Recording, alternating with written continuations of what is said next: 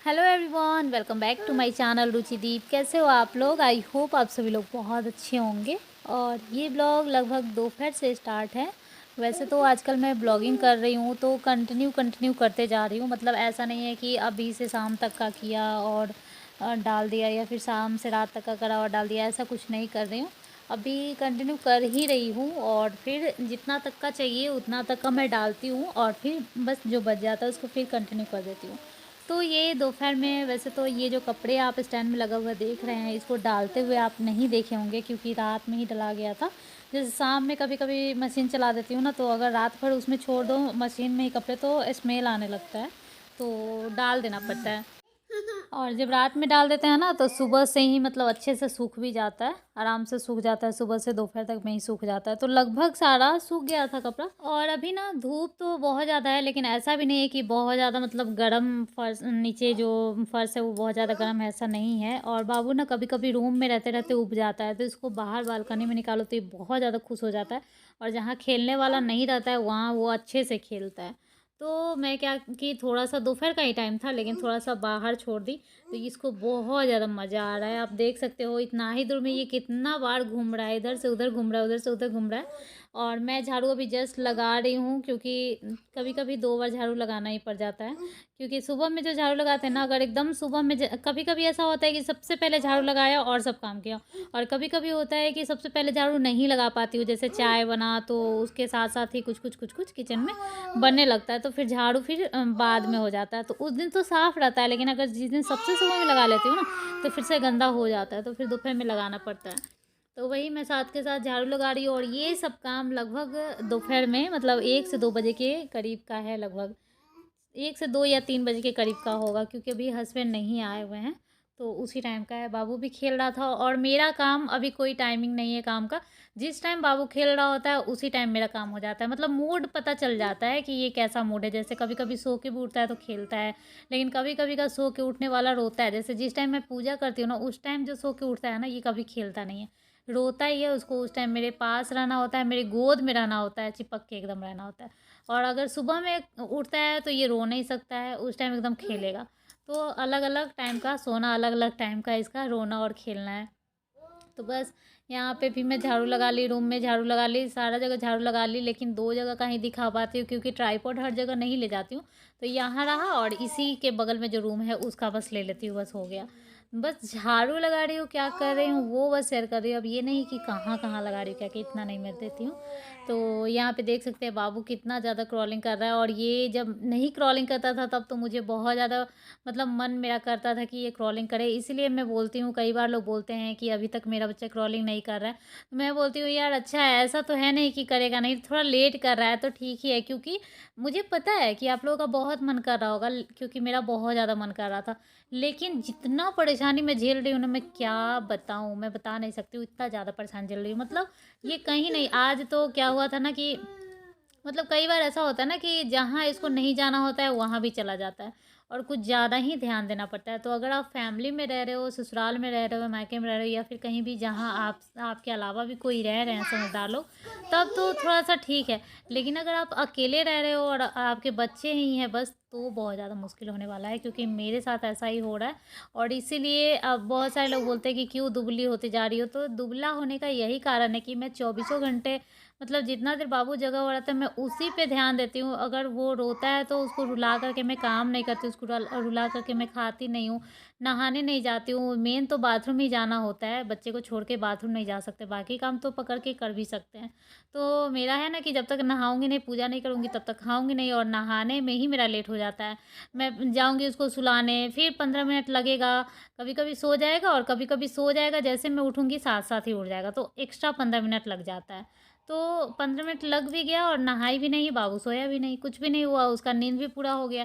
तो ऐसा ऐसा होता है। अब क्या क्या मैं बताऊंगी, किसी कोई भी पूछेगा तो कितना डिटेल में बताऊंगी। मैं थोड़ा बहुत बता दूंगी, लेकिन कितना डिटेल में बता सकती हूँ।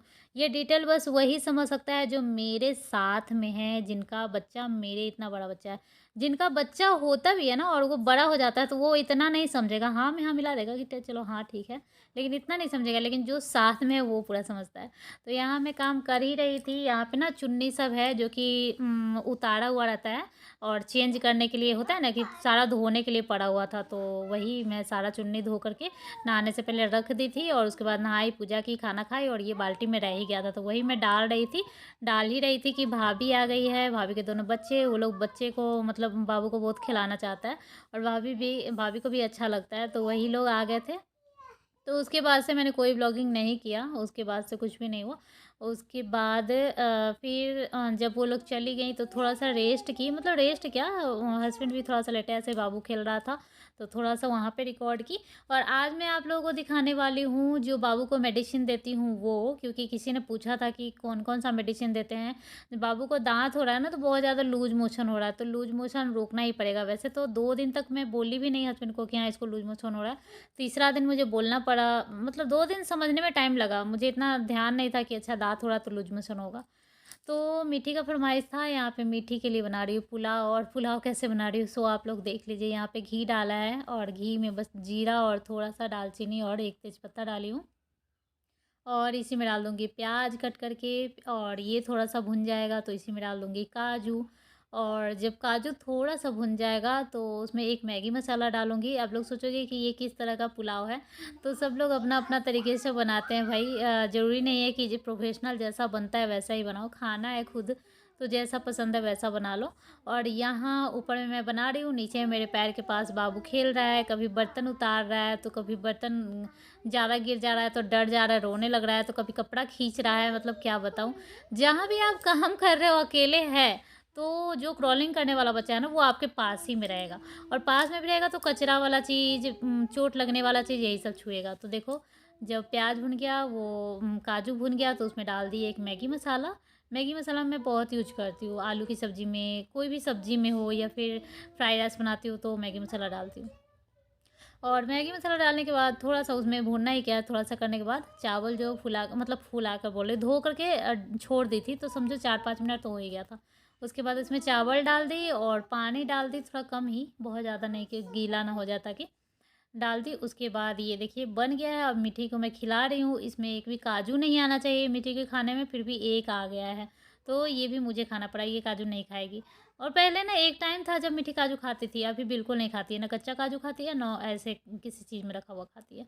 तो इसको बहुत ज़्यादा मज़ा आ रहा है, बोल रही है यम्मी है, और मतलब बहुत अच्छा लगा। कृष्णा को खिला के देखी, इसको आजकल कुछ भी खिलाती हूँ, ये या तो ये हाथ से निकाल लेता है, नहीं तो ऐसे जैसे नाक मलता है ना वैसे कर करके मुँह से ऐसे-ऐसे करके निकाल लेगा, और नहीं तो ऐसा लगेगा जैसे तीखा लग गया, रोने लगेगा। जो चीज़ तीखा लगने वाला रहता है तो समझ में भी आता है, लेकिन वैसे चीज़ तो मैं देती नहीं हूँ। यहाँ तक कि अगर मिठाई भी थोड़ा-सा डाल दो ना तो ये रोने लगेगा जैसे तीखा लग गया। तो ये कुछ खाता नहीं है। जब नहीं खाने वाला था तो मुझे ऐसा लग रहा था कि बहुत अच्छे से खाएगा, लेकिन जब ये खाने वाला हुआ है तो अभी कुछ नहीं खा रहा। लेकिन मीठी को बहुत ज़्यादा मज़ा आ रहा है, ये एकदम एंजॉय कर रही है और बता रही है। और ऐसे ही एक के बाद एक काम लगा ही रहता है। कभी मीठी का फरमाइश पूरा करो तो फिर बाबू का ध्यान आता है, उसका पूरा हो जाए तो इसका ध्यान आता है, ऐसे ऐसे लगा ही हुआ रहता है। मीठी भी है ना कि सब कुछ नहीं खाती है, मतलब ऐसा नहीं है कि चलो जो बना है वो खा ले, ऐसा नहीं है। कुछ खाती है, कुछ नहीं खाती है। जिस दिन इसका मन का नहीं हुआ तो नहीं खाएगी, बोली कि बस चॉकलेट दूध पीना है। तो दूध से क्या ही होता है, वो मुझे पता है, दूध से ऐसा कुछ होता नहीं, पेट वेट नहीं भरता है, थोड़ा देर पी लो, लेकिन भूख का बात ही अलग होता है। लेकिन पता नहीं इसका मन कैसा है, इसको क्यों नहीं भूख लगता है। अभी थोड़ा-थोड़ा धीरे-धीरे बड़ी हो रही है तो थोड़ा-सा खा भी रही है, नहीं तो पहले नहीं खाती थी। और इसको खिलाने में ऐसे ही मेरा स्ट्रगल रहा है, हमेशा से स्ट्रगल करना पड़ता है। और ये मैं जो सूखने के लिए डाल रही हूँ वो ना, वो कॉटन साड़ी का मम्मी जी बनाई हुई थी। जो केथा बोलते हैं या गद्दी बोलते हैं, जो भी आप लोग क्या बोलते हैं आप लोगों की तरफ, अगर होता होगा ऐसा तो ये ना वैसे तो बहुत एकदम अच्छा-अच्छा साड़ी था, कॉटन था, उसका बनाई थी, सॉफ्ट भी है। लेकिन कृष्णा को जब डायपर नहीं पहनाती हूँ और जब बेड पे रहता है तो पी-पी करता है, तो ये क्या करती हूँ, नीचे में ड्राई शीट बिछा देती हूँ गद्दा के ऊपर से, और उसके बाद ये बिछा देती हूँ, तो ड्राई शीट इधर-उधर नहीं जाता है। नहीं तो क्या है ना, ड्राई शीट को ही क्रॉलिंग करता है ना, तो ड्राई शीट को कहीं कर देगा और पी-पी कहीं कर देगा, सुसु कहीं कर देगा। तो इसलिए ड्राई शीट अंदर में रखती हूँ, उसके बाद ये गद्दी जो है वो बिछाती हूँ। तो ड्राई शीट वैसा का वैसा ही रहता है, और जहाँ पे ये रहता है ख़ास करके उधर, मतलब छोटा तो नहीं होता है ना, ड्राई शीट थोड़ा बड़ा होता है। तो गद्दा नहीं गीला होता है, बस ये गीला हो जाता है अगर सुसु कर दिया तो। तो फिर इसको लेकर के धूप में सुखा दो तो इतना स्मेल भी नहीं रह जाता है, स्मेल नहीं रहता है क्योंकि अभी ज़्यादा छोटा है ना, अभी तो 1 साल का भी नहीं हुआ है। बड़ा बच्चा का स्मेल आता है, लेकिन ये तो छोटा है तो आराम से उसको सूखने डाल देती हूँ। और फिर से जब सूख जाता है, क्योंकि ज़्यादा मोटा भी नहीं है, पतला है, बस 2-3 साड़ी का ही है, तो उसके बाद फिर से बिछा देती हूँ। और आप लोगों ने बोला था ना वो मेडिसिन दिखाने के लिए, तो वही मैं दिखा रही हूँ। 2 मेडिसिन लाए थे, लेकिन खिलाई थी मैं एक ही, और एक ही पे ठीक हो गया। अभी मैं नाम बता तो ये छोटा वाला जो 4 टैबलेट वाला रखा हुआ है, येलो कलर का दवा जो नीचे में रखा हुआ है, अभी मैं उसको दिखाती हूँ। वो है लूमेफेन, और इसको मतलब ये आप लोग सभी लोग जानते होंगे कि लूज मोशन में काम आता है। बड़े लोगों के भी काम आता है और छोटे बच्चों में भी काम आता है, लेकिन अंतर यही है कि बड़े लोग जब खाएंगे तो पूरा टैबलेट खाएंगे, और बच्चे जब खाएंगे तो इसको आधा तोड़ करके, और तब मतलब कि उसको चम्मच में पानी डाल करके और इसको छोड़ दीजिए टैबलेट को। ये जब गल जाएगा तो बच्चे को पिला दीजिए। और उससे भी छोटा अगर बच्चा है तो एक टैबलेट को 4 टुकड़ा करके 1 टुकड़ा दे दीजिए। तो ये एक बार और हुआ था बाबू को लूज मोशन, तो ये बड़ा काम करता है। एक बार खिला दो लूज मोशन सही हो जाता है। तो मतलब एक बार खिला दो, अगर नहीं काम हुआ तो 2 बार खिला दो। तो ये लूमेफेन आप लोग दे सकते हैं, लूज मोशन सही हो जाएगा। और इस ब्लॉग को मैं यहीं पे एंड कर दूँगी। अब मिलूँगी मैं नेक्स्ट ब्लॉग में। ये ब्लॉग कैसा लगा ज़रूर बताइएगा और लाइक कर दीजिएगा।